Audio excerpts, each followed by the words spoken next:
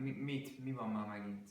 Volt a híradónak az előzetese, hogy kötelező lesz az autókat leültetni.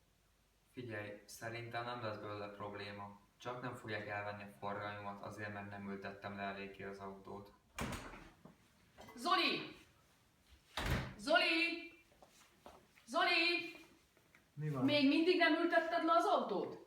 Mert mi van? 11 órára időpontod van a szervizbe. Meglátod, baj lesz belőle. Nem fogják elvenni a forgalmamat.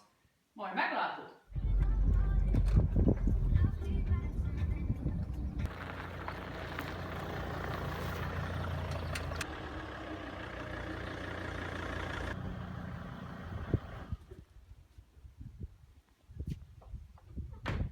Jó napot! Jó napot!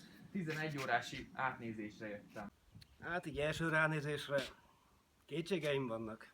Pedig sok mindent megpróbáltam. Elől 6,5 centit, hátul 5,5 centit van ültetve.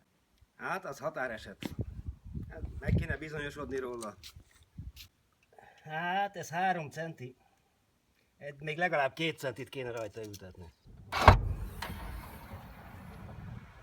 Hát, még ezek volnának, ezzel még nagyjából 1 centit tudnék ültetni. Ez kevés lesz. A következő pont még a zajszint, azt is meg kéne nézzük. Kérem, indíts el a motrát.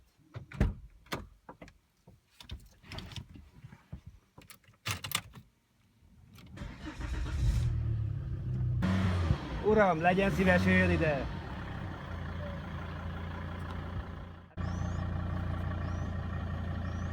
Jöjjön, megmutatom milyen a minimum zajszint, amit minimum el kell érni egy járműnek. Akkor ez lenne a mérvedó, ezt kell elérni? Ez a minimum. Jó.